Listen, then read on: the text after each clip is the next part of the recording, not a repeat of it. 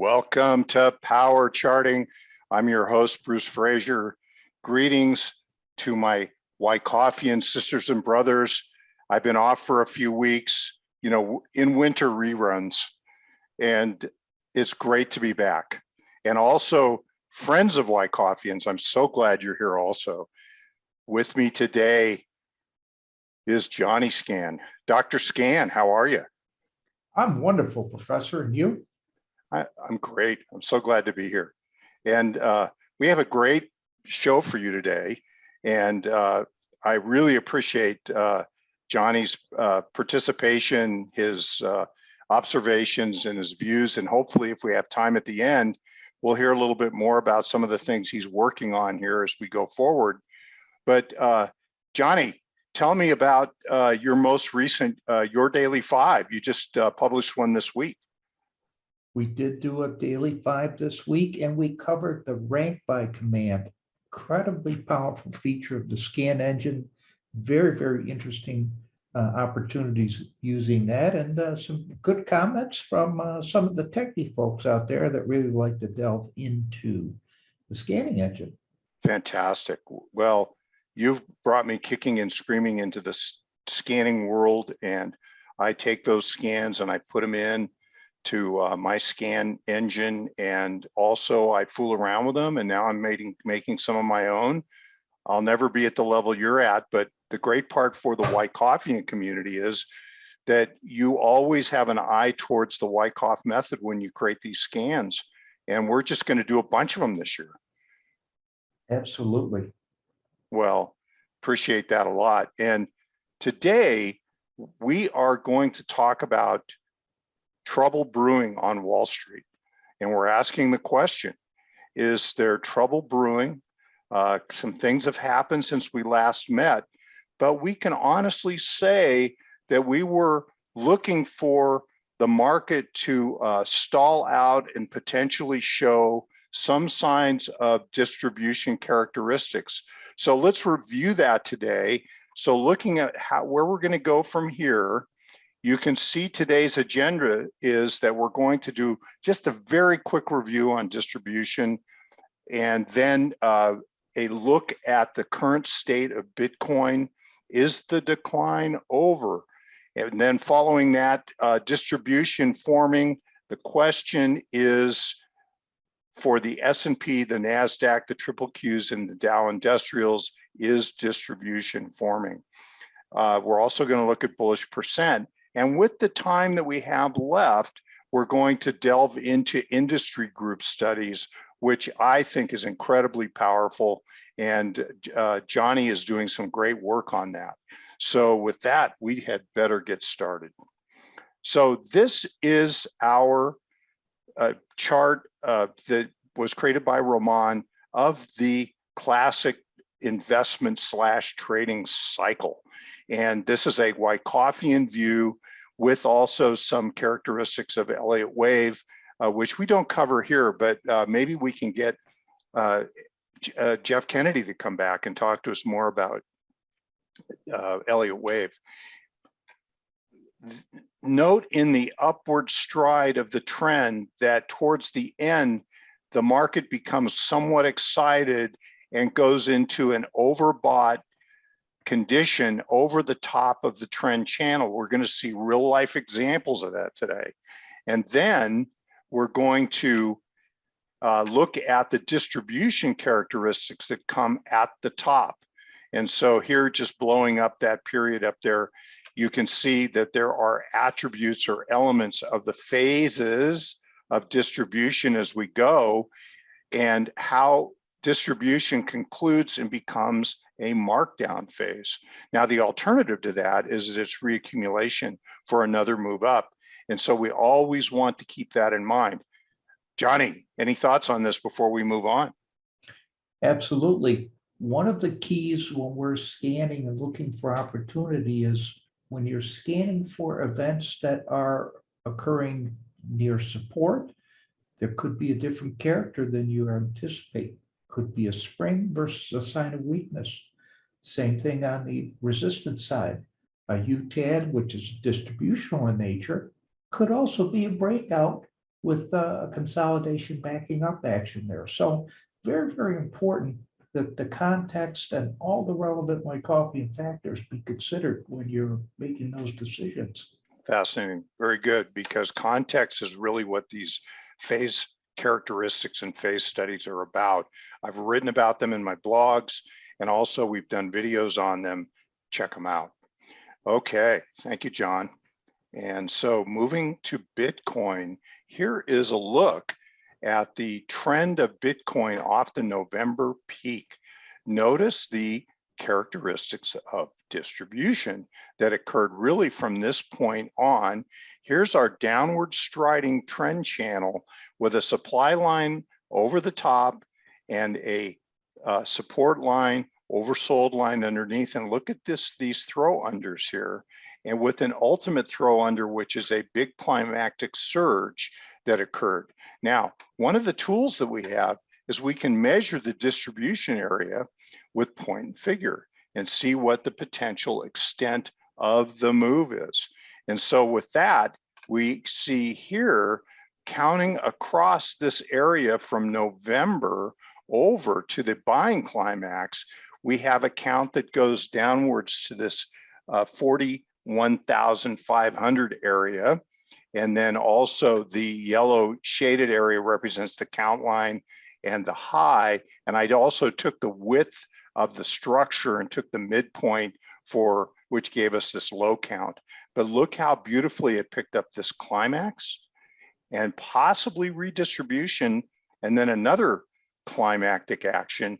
But this does not tell us that Bitcoin is ready to go up yet.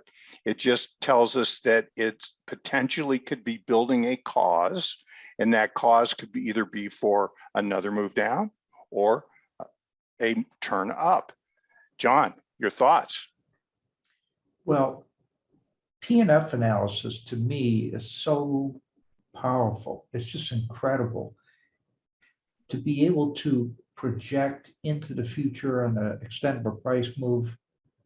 Fantastic. And of course, Professor, you're the master of PnF. How many courses have you taught in PnF?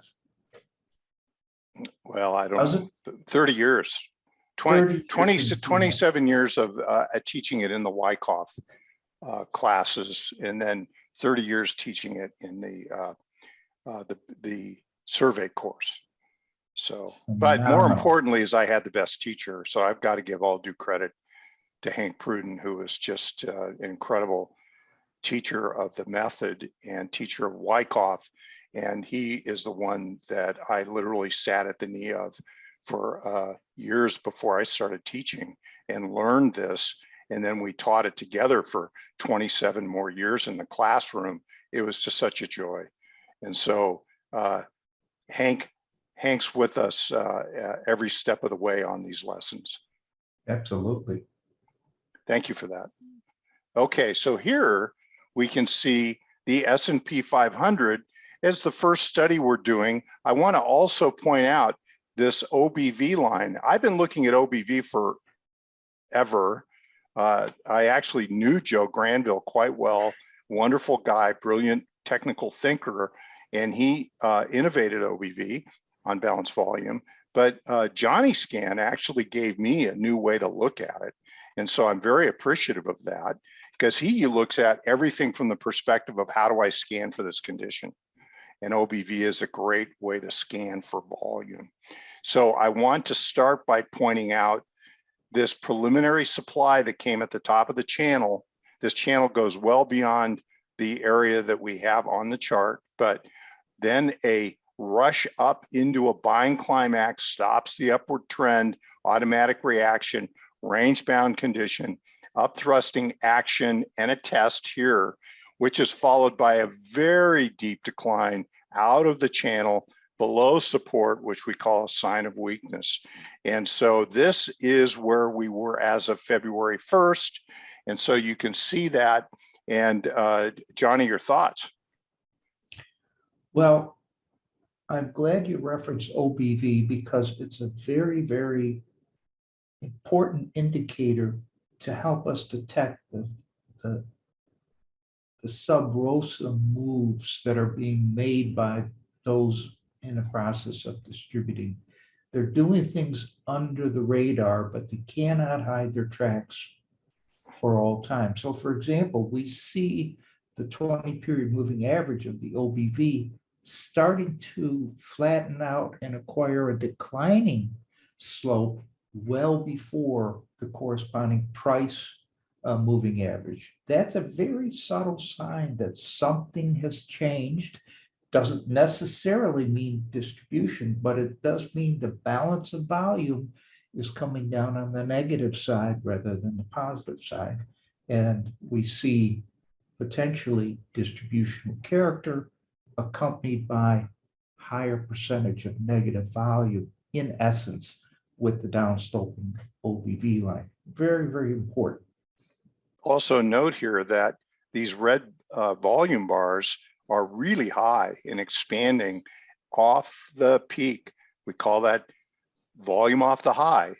And you can see that the OBV is making a series of lower highs, which is what John's talking about, while you have an upthrusting action unconfirmed by rising volume. Look at how low the volume is on this last push up, lack of demand.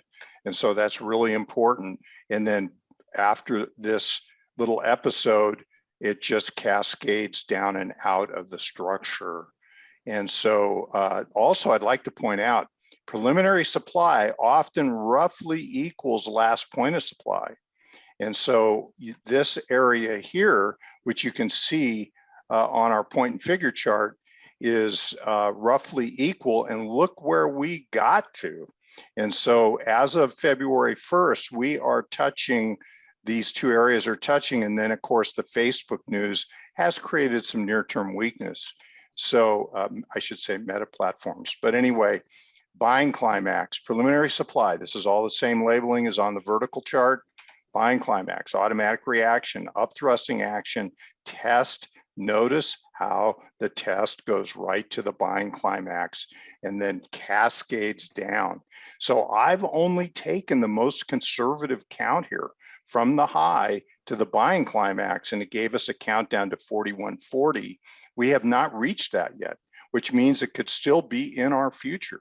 And then the other part is, we talked about this prior, is that we always have to have an eye towards what could come next. So when we were looking in this area here, we were saying, well, what could happen to give us a larger count? And this preliminary supply point now gives us the visuals to think about a break and then a rally to this level, which means if this continues to decline from here, we can now count this larger area, which would be a very large distribution point and figure count. And so that's the reason we take conservative counts first. I have not even counted all of this structure. There's a few more columns I could add here for lower prices. So let's keep that in mind. Now I want to go to this chart we've looked at in the past, which is this literally is log scaling, percent scaling, point and figure, which we've really innovated the horizontal counting method for that in our little community. And so, and I love sharing this with you. We've done some workshops on it. It is a very special form of counting. This count goes back to the 2011 reaccumulation.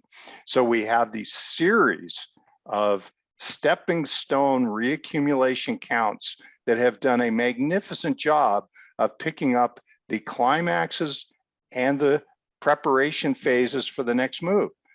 And so here you can see this one picks up this high, this one picks up this area peak, and then this count, which by the way, this count is from the test of the COVID low back to the 2018 December low.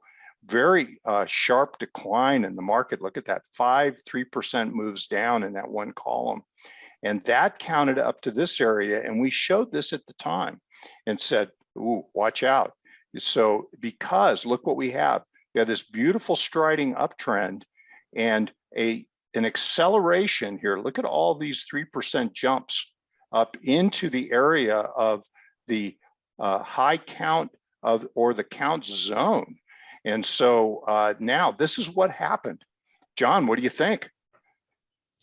Well, once again, the prognostication of the PnF system is just amazing.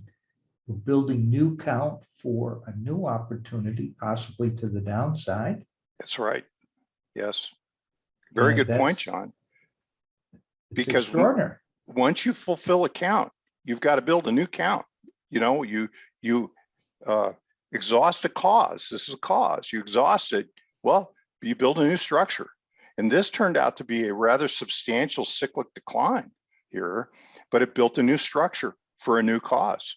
And so we hopefully, I mean, I like to be a permabull, a mega bull, and that is hopefully this turns out to be another cause for another move up, which we had talked about, or we'll talk about a little bit later about how 2022 could go.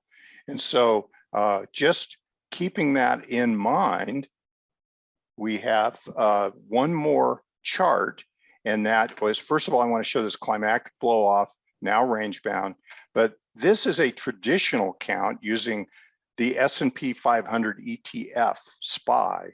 And here is the count I just did from the test of the COVID low back to the 2018 December low, which was a very psychological extreme. Taking this count, look what it got us, John. It got us up to this 475, 495 area, exactly touched the 475 on the up thrust. And look what's happened since. It rejected that point and has shown weakness down in a very long column of O's. Well, that just goes to show you. Sometimes you're throwing darts on these PnF studies, Professor, really. I like that. I like that. But all I have to say is when I throw darts, people go to the next room. Okay, so this is a 3-box method, 5-point scale. So just so you can see that. And then moving on, now the Dow. The Dow has been really kind of a mixed bag, but I think generally has been the better performing index throughout here because it has the least weakness in the decline. But notice something we talked about early on, and that is look at the volatility. Here's our climax. Climax occurred in May, and then a reaction, a test, a bigger reaction, then a run up into an upthrust of this area, upthrust of resistance, a test, a bigger reaction. The increase of volatility throughout a structure is not a bullish sign. That is a sign of classic distribution, supply being present and showing up and selling off the peaks, which is what the CO does often in their playbook. And so here's another upthrusting action. We draw this trend line across these highs, throw over and overbought, bigger decline, comes very fast, volume expanding, another run up when it touches this uptrending support line, overbought, tests, bigger decline with a sign of weakness, but a better rally back in than in the other areas. So if this is a buying climax or preliminary supply, either way you label it, that could represent resistance. And so here we can see this is a very, very important place on the chart. And John, your thoughts? Very raises some interesting issues with the stride and the length of the current rally back into the channel or structure, depending on your view of it. So interesting things will happen there because resolution will be key to determining what really we have at this point. Sure, a failing test here would be really a sign of advanced completion of distribution. And then this becomes a large cause, which we would, for point figure purposes, break up into small bites. And oh, we have a point figure chart. So here's a 60-minute point figure chart with a you can see here with 2 counts, the count of the whole structure, which we just talked about, showed back to May, and then also this smaller count, which just takes this area of the upthrust, the testing of this area with this upthrust, and then here. And this count goes down. We never fulfilled this count yet. So got to support. Notice how support looks better on the point and figure. It could be important. And then turned up and has turned up nicely from that area. But we really will watch the support area closely for failure. We have a count down here that goes to around 31.7, 31.4. And then don't look at this count. I should block this off because this count, we go back to May, this count goes down to the area of the COVID low. When I show people this chart, they go, wow, is that how low we were at the COVID low? And so we were in the area of 18.2 to 19.8. And so that is the count area generated by that area right there. Now we can do trend analysis on point and figure, do trend analysis on everything. You know, when your cat starts moving, do trend analysis on the movement of your cat. You know, it's just like, you just develop those skills. And so look at this, overbought and throw over of the overbought line, which comes at the May buying climax, sets the range bound condition from that point on. So if you just drew that trend line, trend channel on your point and figure, you would have had a great tool to tell you that you were going to spend some time in the channel, which we spent going sideways rather than down. And then the rally did not get back up to the overbought condition again, which is a sign of momentum weakness. And now we are down and out. Look at this column of O's breaks the demand line, which is the solid line, breaks it really hard in one set column of O's. And then an attempt to rally, we would like the rally to get back up to the demand line. If it does not, that could be a measure of additional weakness. And then here is our distribution schematic. Notice the commonality: buying climax, buying climax, up thrust, UTAD and test, UTAD and test, last point of supply, might get another last point of supply, but all the characteristics and the phases are present. So very interesting. The only thing we don't have is a sign of weakness that's really obvious below this lower support line. Okay, we're running out of time. We have a few more minutes. And so John, I really want to show you this chart because it's so darn fascinating. And we've talked about this before, but I think it's like it's a cautionary tale. And that is that here's a trend channel analysis with the supply line drawn over the top. The primary trend line I always draw as the solid line. The oversold or the overbought parallel I draw as a dotted. So you can see that here. So the solid line, notice that how from the middle of 2021 onward, the Dow Industrials has been riding on the top of the supply line in an overbought condition. Let's blow that up. And so John, look at this. And I had said that when we talked about this chart before, that any attempt to come back in again could produce the onset of volatility. And we see that this is the best one because it went sideways, but this is pretty nasty. These were nasty. This was the 2018 December decline. This is the COVID decline. And so you can see that getting into the channel can be a situation that produces the onset of selling. So an attempt in January to go into the channel, look at how beautifully it closed above the supply line.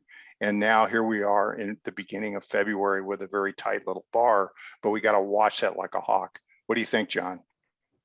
Well, it's been overbought for quite some period of time, and we do have a wide bearish bar testing that overbought condition, and we look back and we do see that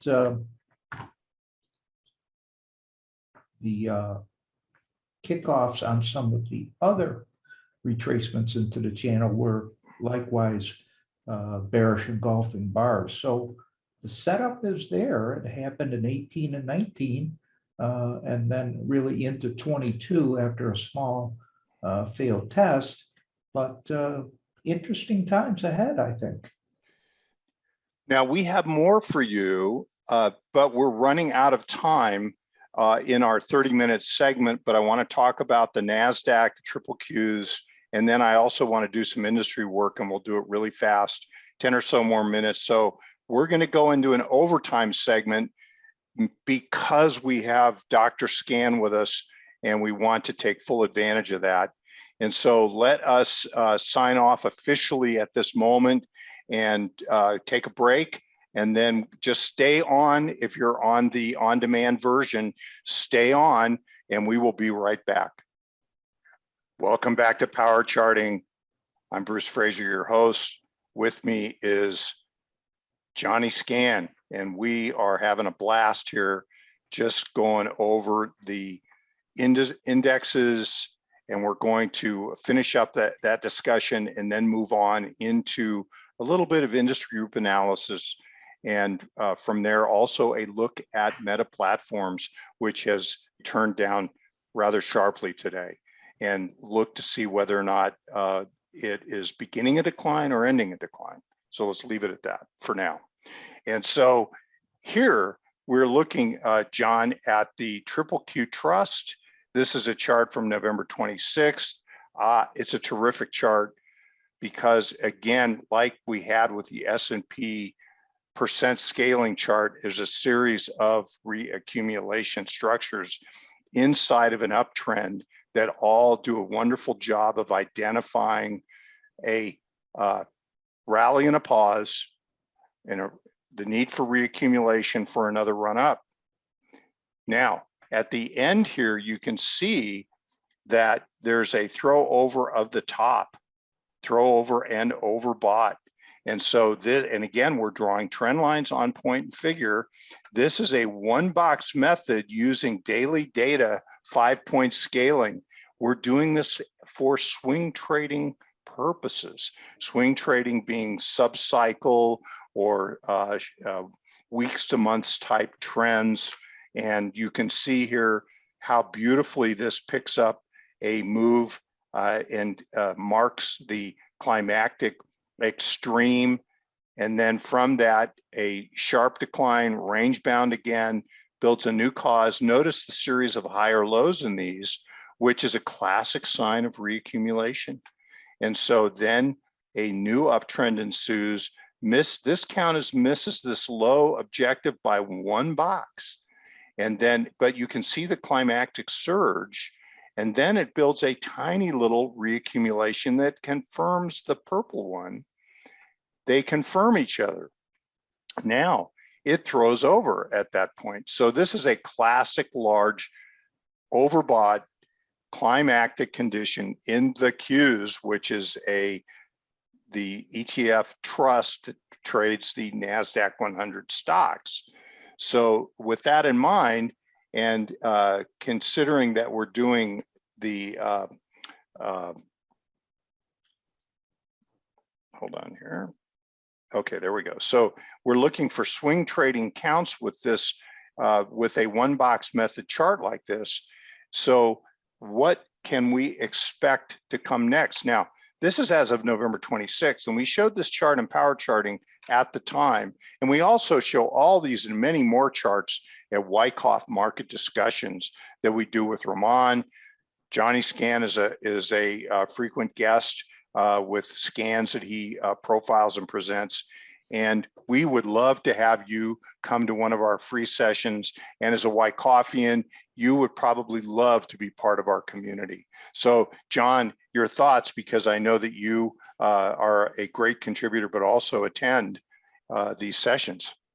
Oh, absolutely. Really, it's a must attend for the Wyckoffian. There's just so many great concepts and analyses that occurs every week. Different themes rotate through the weeks, and we cover materials like what we're seeing here. So throw over and overbought, independent significance in the world of Wyckoff.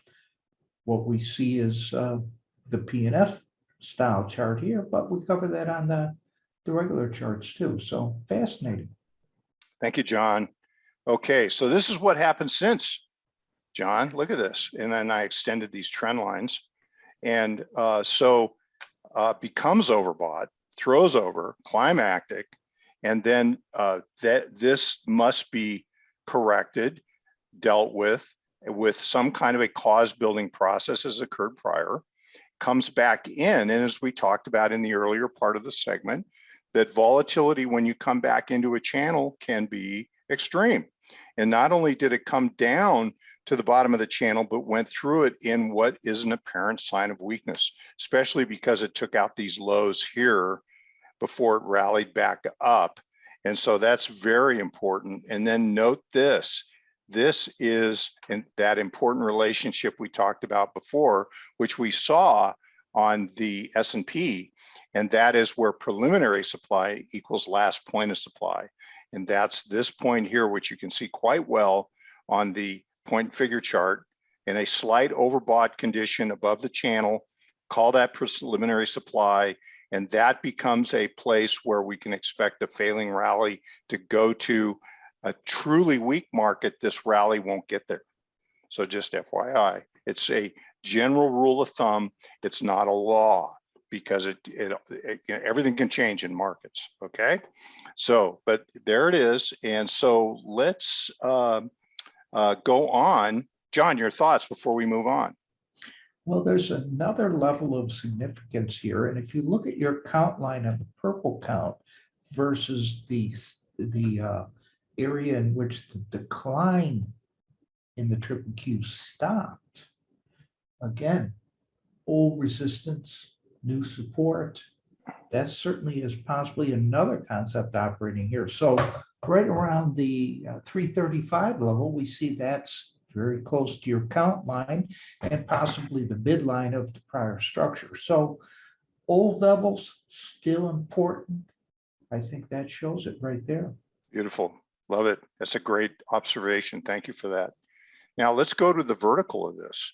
And so we can see, because we can see now, this is through January 12th, and I will bring this more up to date with an NDX chart in a minute. But I'm showing you this because I've showed it to you before, and we were quite concerned about the overbought condition and the throw over. And then this is where we were, I think, potentially as of the last our last get together on power charting. But here's our sign of weakness, goes below the demand line here and then snaps back. Here's preliminary supply. And so on the triple Qs, and so we're right into the range of that. And so now we have a cause built. Well, let's look at that cause. And so we can see here in the case of the NDX, now I'm sorry, I'm putting the NDX up against the triple Qs, so that's a bit of a mixed metaphor, but they really are the same stocks and trading pretty much in the same way.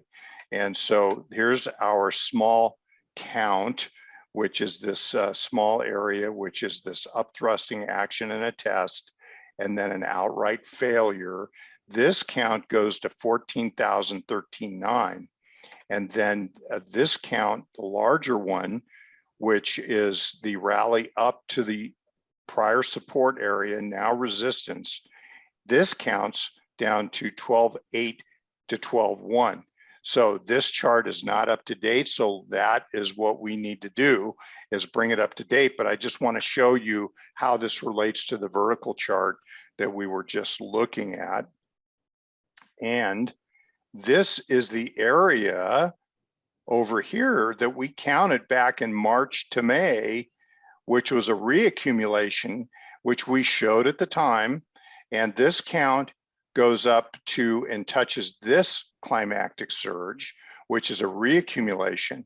This larger count goes up to 16.8, 17.5. 16.8 is missed by 1 box. So pretty darn good. And so that was a really, and also keep in mind that we saw overbought throw over conditions as it was running up into this count structure. So John, your thoughts? Well, once again, very, very interesting on the PnF side. What a fantastic count there, all the way up on both the preliminary yellow count and then the green count. And I believe we hit the mark. And also, John, you know, these are really like old school techniques. They've been around forever. We're using classic bar charts. We're using classic point figure. Point figure's been in use for hundreds of years. And the horizontal method, which has really largely been forgotten. Not many people do the horizontal. And this is the reason I like to really show it to our community and to anybody that's interested. I have so many friends that are telling me the great success they're having with point and figure. They're just doing that. I knew people in my earlier days that just did point and figure by hand on stocks and just traded off of that. They didn't do anything else. They didn't do vertical analysis or anything, but just did point and figure. And it's pretty darn remarkable. So here is that Nasdaq 100 vertical chart. And we lined it up with the bullish percent on the Nasdaq composite. We'll talk about that in a minute. But here you can see overbought. We drew the supply line first on this example. And the preliminary supply goes up and then has a very large reaction down to the oversold condition. And then the buying climax ensues. And so that goes to an overbought position, slight throw over, range bound. And so you can see slightly different structure, picture than the Qs, but a huge family resemblance. Now, then it goes sideways over into the bottom of the channel, and then down it goes into a sign of weakness. But the other thing that I want to point out, John, and something that I'd love for us to work on from a scanning perspective is the using breadth, bullish percent for breadth work. Now, this is all the NASDAQ composite stocks. Keep in mind, breadth is an unweighted indicator. Breadth is one stock, one vote, where here, we are seeing all the NASDAQ stocks cumulatively and whether they're on a bullish percent buy signal or not. And so we can see that at the point of the test of the buying climax and at the buying climax, we have a rally up to a lower high, but it's above 50%. And being above 50%, I think is a very important kind of magic number. It's the delineation line here. And so then as it goes sideways, attempts to rally up and test the buying climax here in late December, look how much lower the bullish percent is. There are fewer NASDAQ composite stocks participating in an upward trend on buy signals. John, your thoughts? Fantastic. Fantastic. And if you look again, we see on the bar chart, right around the 13,814,000 level, if you visually go all the way back to April, May, you see we had a small distributional structure there that launched the down action to give us our lower anchor point on the oversold line. So we had distribution that established an area of resistance, then a failure, and look at where our current move is right down to that prior area of resistance.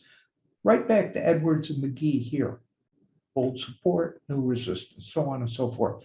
And we see it right on the chart. Now here you can see the effects of the Meta Platforms Facebook drag on the NDX, which is one of the mega cap names. And then also I just want to point out, look for diverging characteristics. 2 strikes here against it. It's below the 50% level and it's making lower highs on an attempt to rally. And so, and all through here, you have a deteriorating internals. And here is the two areas of the point figure count I showed you on the prior point figure. So look what we did. We became climactic on the sell side here into this initial conservative point figure count that we took. Look how beautifully that worked, and produced a bounce up into the long-term 200-day moving average. And then look at the failure off the 200 with the meta platform weakness. And then here you can see the larger count down, which takes us down to the 12.8, 12.1 area right here. And so you can see these two counts at work. The first one here has been hit, and now the second one potentially could be in play. Classic place to go, because look at the prior support that was produced by this reaccumulation right here. So interesting place. And with that, that finishes sort of our discussion about the indexes. And we are going to turn our attention to looking at, oh, and then here, this is the Dow Jones 10-year decennial pattern.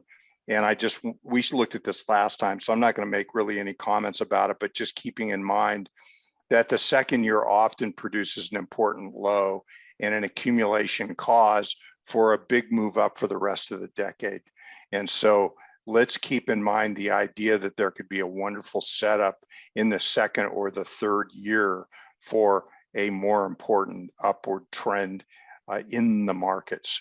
And so even though we have near-term weakness, these are the conditions that can produce really wonderful long-term opportunities going forward.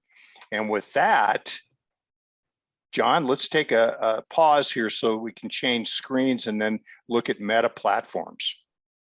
Awesome. We are back. And here we're going to talk about meta platforms, Facebook, because it took a big hit today. And John, I really am interested in your thoughts on the stock. And I would like to start with this weekly chart, which is kind of my worldview for how I start looking at stocks and industry groups. Big promise to you all. Next week, we are going to immerse ourselves in industry group analysis, because we want to see what's working in uptrends, what's not working, what's in confirmed downtrends, how to use this analysis to identify best ideas by industry group analysis. And I think it's a super powerful method. Johni Scan and I are working on a project for how to do this that we really would like to share with you in 2022. So Johni, what do you think? Well, if I didn't see it on the chart, I'd be shocked, but it's right there, because considering the amount of business my wife and I do on Marketplace, it's hard to believe that anything could drop that much, but it did. Yeah, interesting. It's like that old saying, things move gently in their place and violently from place to place. And yes, the point is, and we'll talk about that, but when we look at the daily chart here in a minute, is the point literally is that there has to be some kind of a cause at work being built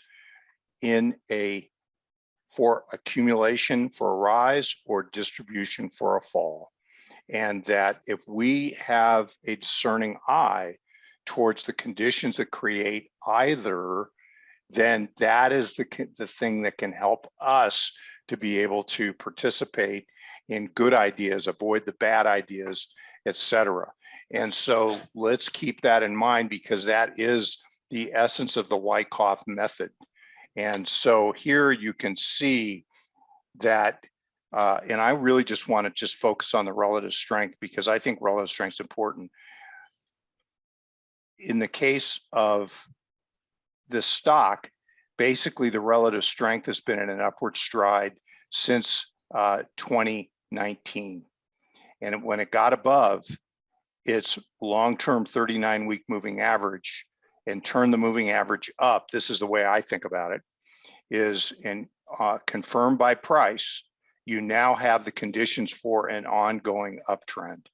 And this is the way that I look at industry groups also. Johni and I are working on developing scans that will identify these characteristics. And so it's a work in progress right now, but we look forward to the day that we can share a well-conceived, nearly completed project. We never call them complete. But notice how even in the decline, the COVID decline, which was a sharp break for most stocks, it barely caused the relative strength to budge on Facebook in that decline. And then it got into a really nice uptrend and continued to go on. It produced some noise here because it went below the moving average, but look at what happened with price.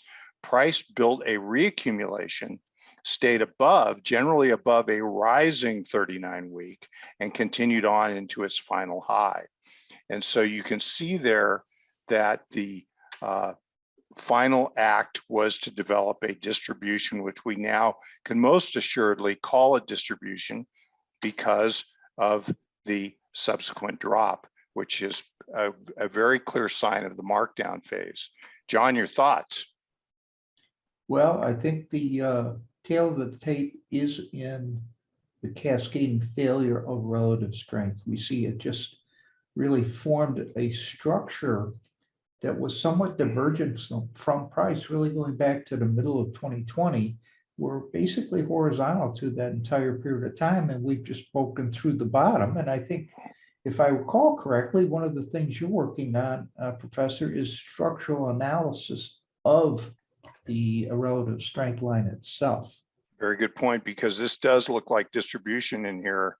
And even here, where the trend never really did get violated on price, because of the nature of relative strength below its moving average, you want to tighten up your risk management. And that means snugging up stops, doing whatever it is that you do, reducing position sizes, et cetera. But because things can happen when you get below the relative strength long-term moving average. Things can happen. And so we want to always be super cautious. And here you can see that really since the beginning of September, this has been in a well-defined downtrend since the beginning of September, all the way down into this. Now, is this over yet? That's one of the questions that we're asking today. So let's take a look at that. Here is a daily chart, and this daily chart with relative strength daily against the S&P has a nice upward trending channel, buying climb. Look at the acceleration into a buying climax, preliminary supply. We can draw resistance here. It upthrusts that action and fails. Look at the failure. This failure after the upthrust is a very important period of weakness from the early September into the beginning of November. And so this is accompanied by an absolute breakdown of the relative strength. And when the relative strength is pointing down, price is pointing down, expect the trend has legs to continue. Now, we're building a cause in here that potentially could even lead all the way over to this area where there is a gap and a climax. So this is a very, very large structure, John. And also notice this very, very big trend channel that goes back 3 years or so, that it basically tries to hold with a series of signs of weakness along this important demand line until the outright failure, attempt to rally, does not get back to the demand line, and then just falls apart. Your thoughts? Well, we should really create a Facebook page to cover this unfolding saga. This is just so interesting. We have structure after structure of massive failure and point and figure, Wyckoffian structural analysis. We'd have a lot of followers, I think, Professor. A very good point. Thank you for that. I was just joking that I would certainly hate to get deplatformed. Anyway, just sorry, I would never expect that. So No, anyway, because we don't deal in alternative facts. no, exactly. Thank you for that. Now, wrong chart. Sorry, I got to go up. And here is the point and figure chart. I have not marked this up. I just pulled it up today. This is live as of this minute, down to 240. Oh my gosh. But what I did is I took account from this rally point. Look at all of these columns of X's from 296 up to 328. Heck of a rally. And this is the last point of supply, the last point of the rally where supply overwhelms and creates the downtrend. That's why they call it that, last point of supply. And we go over to this point here, right there, because this is where the trouble starts. This is a redistribution. We're not actually counting the whole enchilada. Notice how this high is only one by, no, it's exactly the same level, 328, as this point. Look at that, LPSY equals PSY. It's just magic, isn't it? and so now you have this symmetry, but because we are conservative here, we're taking the conservative count. And so the conservative count is 15 columns times 3 times 4, which is the scaling on a $300 stock. And that gives us a count down to, so 3 times 15 times 4. We take that number minus 352 and 328. That gives us a count range 172, 148. And so just so that you have that, so it's one, you can see my penmanship's not very good, 148. And so there you go. And so, which is lower. And there we are. And here, there's our count area right there, with the idea that we could take a bigger count, but I think it's premature to do that. Okay, and with that, John, your final thoughts. Another great show, Professor. Thanks so much for having me on. Enjoyed every minute. Well, and I always just greatly appreciate your thoughts. And keep in mind that next time we are going to talk about relative strength analysis and how to use this to dig in and find best ideas and weakening ideas like we just saw with meta platforms. And with that, I bid you farewell. Thank you so much for spending time with us today. And we will see you next time on Power Charting, with a huge big thank you to Dr. Johni Scan for contributing to this discussion, which I think is extremely helpful. So with that, I'll say so long. Thank you, John. Bye-bye. Hey guys, Dave Keller here with StockCharts.com. Thanks so much for watching our video. If you enjoyed it, and we hope you did, hit the like button right below. Also, we have so much new content every day. Consider subscribing to the channel. Just hit the subscribe button in the video or right below. Thanks for watching. Stay safe. Have a fantastic day.